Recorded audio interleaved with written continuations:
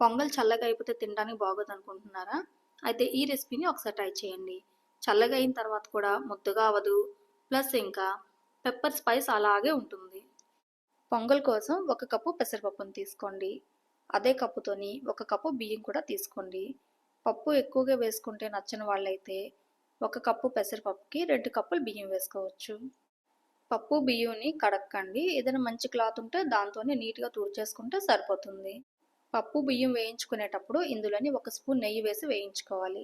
ఇలా వేసుకుంటే ఏటవుద్దంటే మనం అన్నం ఉడికించిన తర్వాత అన్నం ఉడికినా గానీ అవి ఒకదానికి ఒకటి అంటుకోకుండా నీట్‌గా సెపరేట్‌గా ఉంటదనమాట. విడివిడిగా వస్తది. పప్పు బియ్యం ఫ్రై చేస్తున్నప్పుడే ఇందులోని మిరియాలు కూడా వేసేసుకోవాలి. ఇక్కడ నేను 10-12 వేసుకున్నాను మిరియాలు. మీరు ఇంకా ఎక్కువ స్పైస్ తింటారనుకుంటే ఇంకా ఎక్కువ వేసుకోవచ్చు. ఒక 15-20 వరకు వేసుకోవచ్చు. పప్పు బియ్యం కూడాను 2 కూడాను న్యాచురల్ కలర్ పోయి కొంచెం ఇలాగ రెడ్డిష్ కలర్‌లోకి వస్తుంది కదా! అప్పటి వరకు ఫ్రై చేయాలి. ఇప్పుడు 6 కప్పుల నీళ్ళు వేసుకోవాలి. మనం పప్పు బియ్యం కలిపి 2 కప్పులు అయ్యాయి కదా! సో, అందుకని దానికి 3 వంతులు వేసుకోవాలి.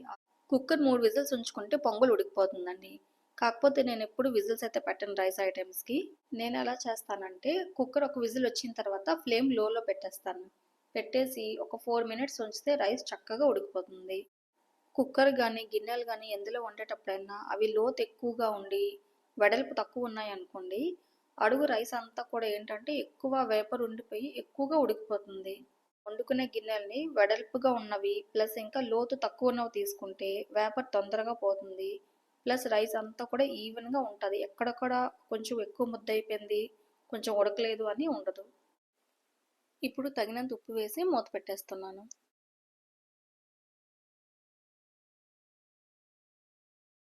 ఇలా పొడి పొడిగా వచ్చిన పొంగల్ని ఇప్పుడు పోపేసేసుకుందాం.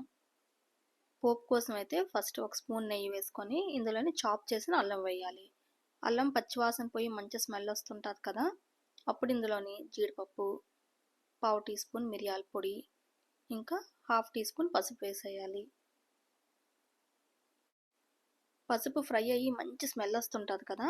అప్పుడు స్టవ్ ఆఫ్ చేసేసి ఈ పోపుని పొంగల్లో వేసి కలుపుకోవాలి. కలుపుకునేటప్పుడు గరిటెతో కాకుండాను అట్లకరతో కలుపుకోవాలి. ఇలా కలుపుకుంటే అన్నం మెతుకు ఎక్కడ కూడా విరగకుండా నీట్‌గా ఉంటదనమాట పొడి పొడిగాను. నెయ్యి మీరు కొంచెం ఎక్కువ క్వాంటిటీ యూజ్ చేశారనుకోండి, అప్పుడు ఉప్పు ఇంకా మిరియాల పొడి ఇంకొంచెం ఎక్కువ పడతాయి. అప్పుడు మనం టేస్ట్ చూసుకొని దానికి తగినట్టు వేసుకోవచ్చు. లంచ్ బాక్స్‌లోకి పొంగల్ చల్లారిపోతే బాగోదు అని చాలామంది తీసుకెళ్లరు కదా! కానీ ఇలా ట్రై చేసి చూడండి తినడానికి బావుంటుంది. నేను చెప్పే టిప్స్ గానీ లేదా ఈ రెసిపీ గానీ మీకు నచ్చితే ఈ ఛానల్‌ని తప్పకుండా సబ్స్క్రైబ్ చేసుకోండి. అలాగే ఈ వీడియోని లైక్ చేసి మీ ఒపీనియన్‌ని కూడా కామెంట్స్‌లో చెప్పండి.